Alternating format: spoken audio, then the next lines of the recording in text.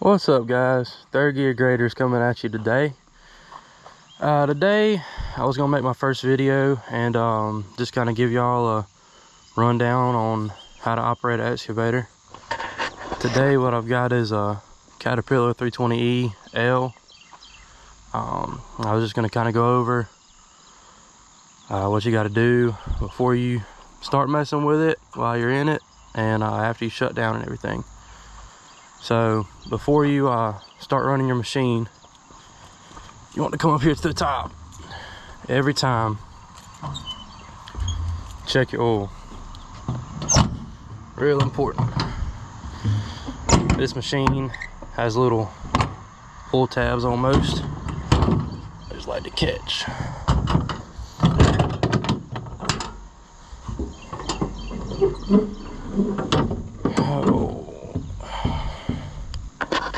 Come right here.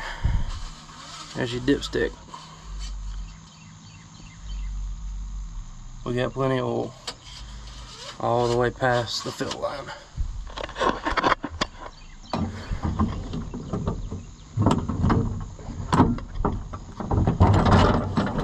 Close that up.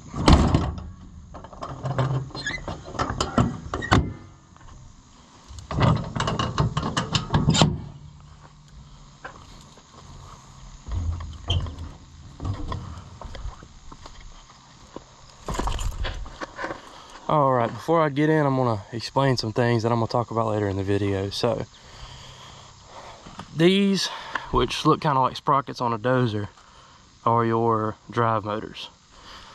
That's what powers your tracks.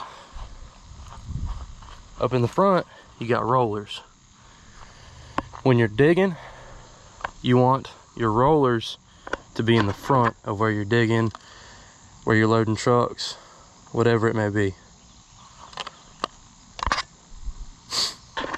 So the excavator was turned around and the bucket was pointing that way. In general, if you're lifting heavy stuff, what have you, you want to be over your rollers. It's better for wear and tear on the machine, keeping your parts costs down, everything like that. I'm going to talk about the boom, the piece that connects almost at the cab and runs to the top. It's called the boom. That's what it's got cat written on it. Piece that comes down, that's your stick.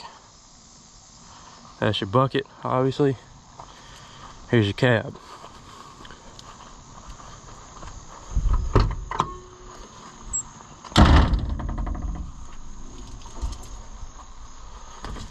Oh.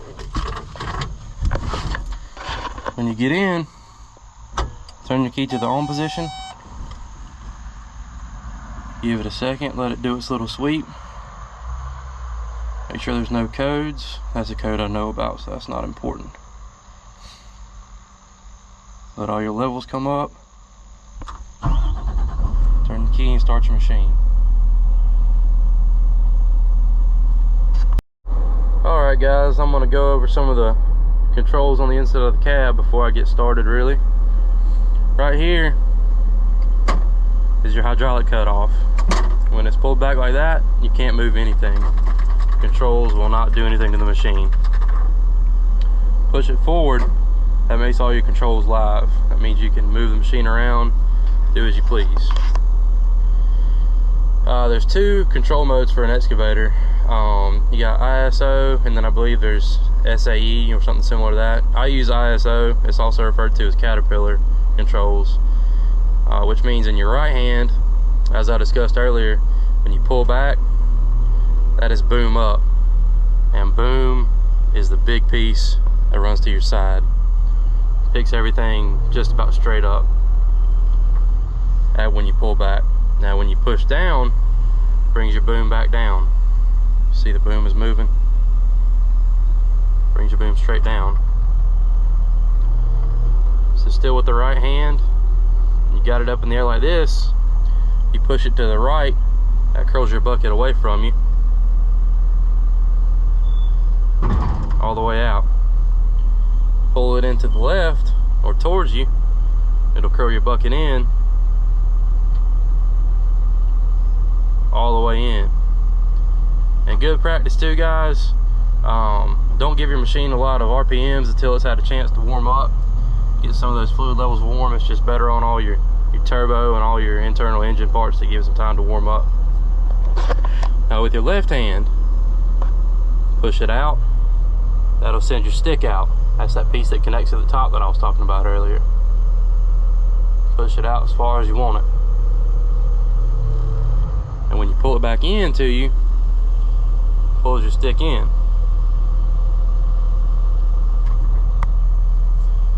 Back with your left hand, push to the left, swings the whole machine. You can go 360 degrees. Now one big thing, guys, if somebody's coming up and talking to you, or you need to get off your machine, always make sure you stop, pull your controls off. That way if you're talking to somebody who's right there on the ground, you don't lean over, hit your left joystick and run them over with the cab and hurt or kill them. So same thing, go back to the right, you can swing a full 360 degrees.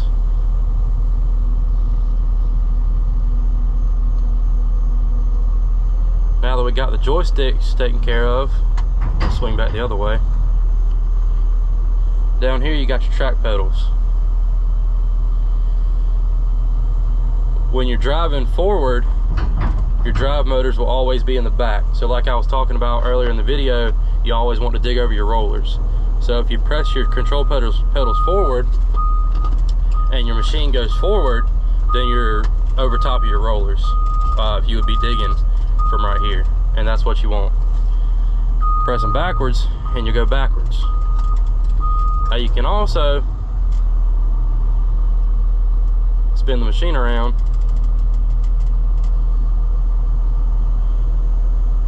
and the pedals are pretty much reversed because you spin the cab around. Now backwards is forwards and forwards is backwards. Try to kind of make that as easy as I can to understand. Now all these controls will also work while you're driving. You can spin around, you can move your stick out, but while you're driving with your tracks, while you're tracking along, it slows your hydraulic pressure to your boom and your stick and all that. So you can still use all your controls, but they will be a little bit slower. Alright guys, now I've closed the door so it'll be a little bit quieter and I can do some explaining about actually using your machine. So these machines were made to run on full RPMs. So whenever unless you're doing something real sensitive where you don't want all your RPMs, in general you're going to put your RPMs up all the way to 10 on this machine. Your RPMs are located in this machine directly under your key. So I'm not going to do much on this job site because everything is pretty much done, and this is actually not done by me, but I know the person that owns this machine. So this isn't necessarily work that I'll be proud of. It's very choppily done, but it is what it is. So let's just say you got a big pile of dirt right in front of your machine. You're driving forward over your rollers, like I was talking about earlier. When you're driving straight, your rollers are in front of you, and that's good. You want to try to be on level ground as much as you can when you're digging, and one way to test that is bury off a little spot, set your bucket down flat, touch the ground, come up just a little bit, and if you start digging in, like that, you know you're not level. Now for the purposes of this demonstration, I'm not going to get perfectly level, but that's one way.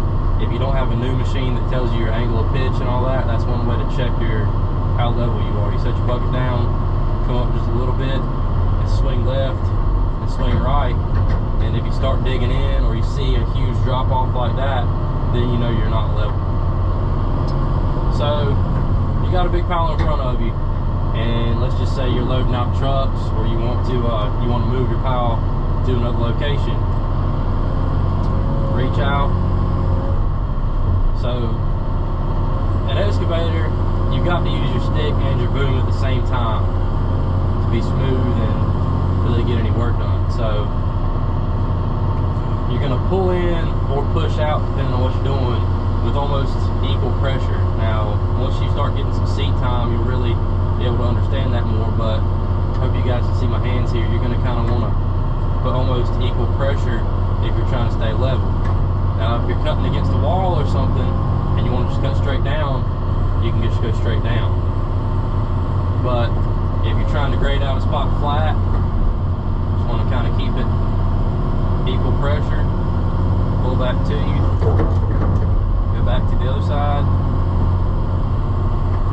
pull back to you, keep it level best you can. You can also knock dirt back away from you. So with that, most of this stuff, guys, is kind of hard to explain, but you'll get with time. The more time you have in the seat, the better your learning is going to be. But you gotta kind of work out to you what is the right amount of pressure to make an even cut.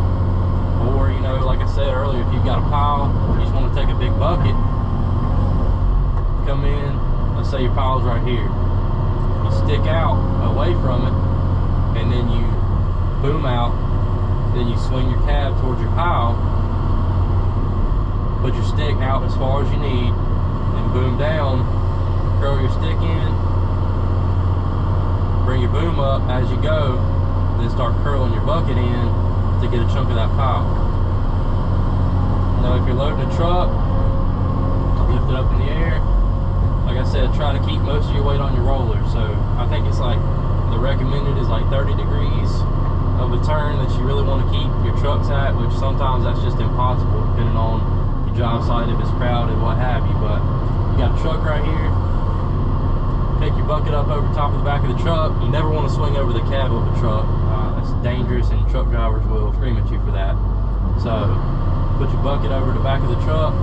I've always been taught to load trucks from the cab back.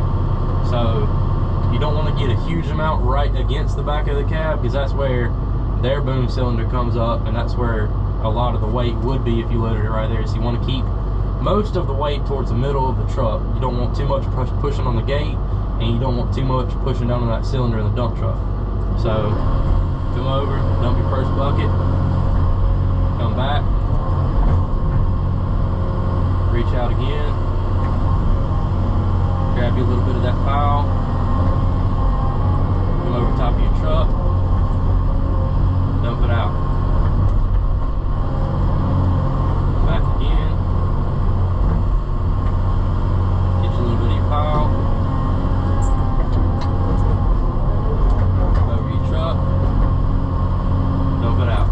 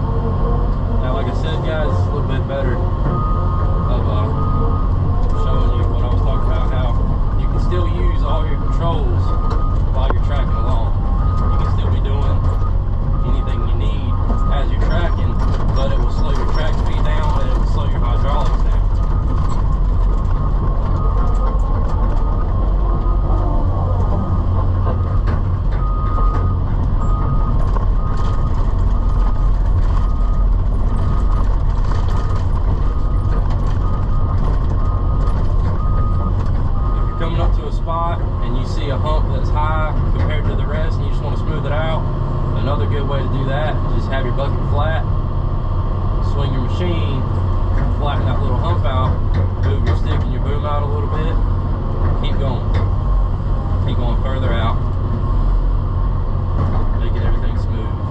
I'm not going to disturb a whole lot on this job site because these people have already finished doing what they're going to do. This machine's just waiting for pickup, but track along, make your bucket flat, knock down into little humps.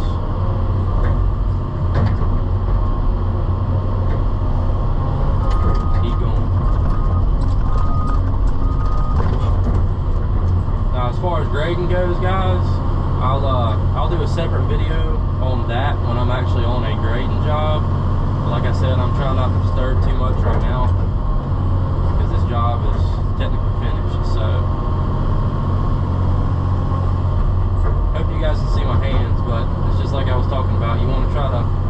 figure out the more time you spend in the machine how much pressure you need on each joystick to do what you want to do.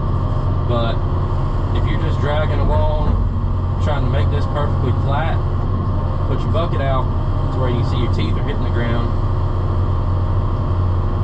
Pull back on your stick until you see it digging in. Then get some pressure off of your boom, pull your boom up, and work it back to you. Now if you see you're digging in too much with your stick, then you pull up with your boom and get it out of the dirt a little bit. If you see you're not digging in enough with your stick, like if you're going like that, then you push down on your boom, get back in the dirt, and keep pulling that to you. Making a smooth transition.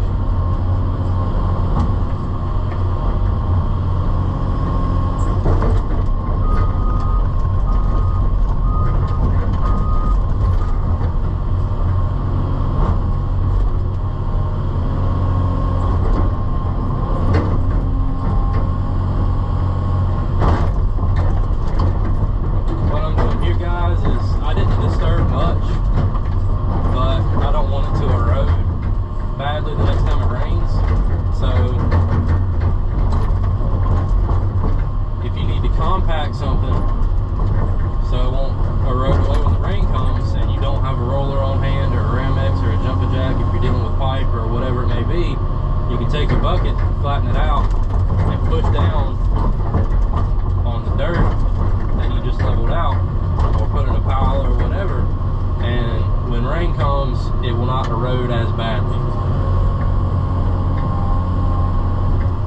That's just using the weight of the machine, put some compaction on the dirt so that the erosion won't be so bad.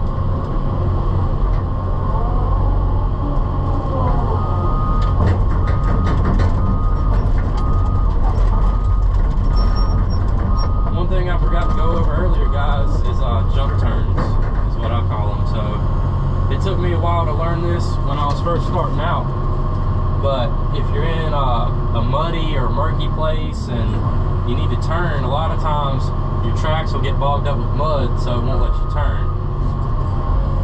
So I'm gonna do this over my rollers, so when you track forward you're still going forward. If you want to make a turn and you want to make it quicker and more efficient than just using your tracks. So I don't know how well I went over this earlier, but left track, right track. You press your right track forward, it'll spin you in a circle. Press the left track forward, it'll spin you in a circle the other way. Now you can spin them in opposite directions of each other and it'll do a 360-degree turn, almost like a zero-turn lawnmower. And you can do that the same way going the other way. Now, if you want to make a turn quicker and more productive, you put your boom down, put your bucket on the ground, put some pressure on your boom, lift your tracks up off the ground a little bit. Also, push out on your stick a little bit with this hand to give you some distance, raise your tracks up off the ground a little bit, push down. Since the rollers are in the front, we're going to take the right track, track forward with the right track, take your left track and track backwards, and then spin the cab in what direction would be the right. So start going forward with the right track, start going reverse with your left track, and spin your cab. Now when we straighten back out and we're over our tracks, we're all the way over here, as compared to spinning like this, tearing up the ground a lot more. You can just place your bucket down with your boom, put a little bit of additional pressure on your stick. Like I said, guys, right track forward, left track back, spin your cab, what would be to the right. And now, our tracks are turned again. You can do the same thing going the other way. Place your bucket on the ground, boom down, a little bit of stick out, take your left track, go forward, take your right track, go reverse. Only thing that's going to be different is you're going to spin your cab what would be to the left. So you take your left hand, push that way, left track, go forward, right track, go reverse. Now, our tracks are back over here. Boom down, stick out, left track forward, right track reverse, cab to the left. Now we spin around again.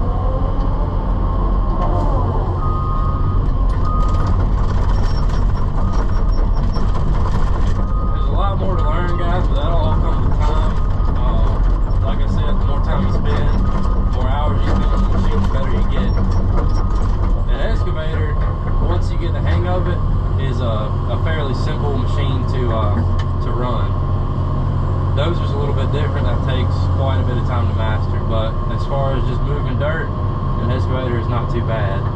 Now let's just say we've finished up work for the day. We're going to cut our machine off, go to wherever you're parking your machine at. I always leave my machine with the bucket flat and the boom just resting on the ground, so the machine is at rest. It doesn't have a lot of pressure on anything hydraulic.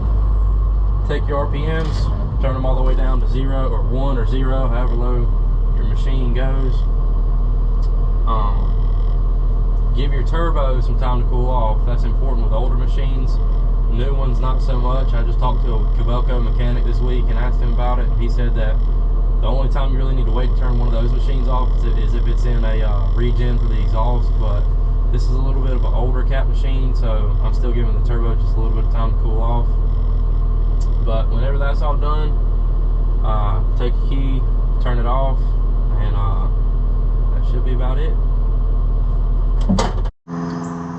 Guys, I really appreciate y'all watching today. Like I said, I'm just starting this channel. This is something I've wanted to do for a really long time, and heavy equipment's a passion of mine. I love it. It's what I do. If y'all have any questions, comments, concerns, ideas for future videos, put them down in the comments. But for right now, I'm just going to do a little walk around of this machine.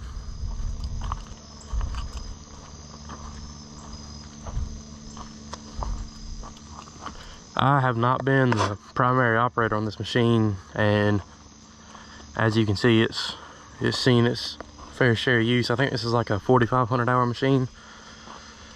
So most of these machines will last a long time. You can get 10 or 12,000 hours on them before you have any major problems. But thank y'all for watching, and we'll catch you on the next one.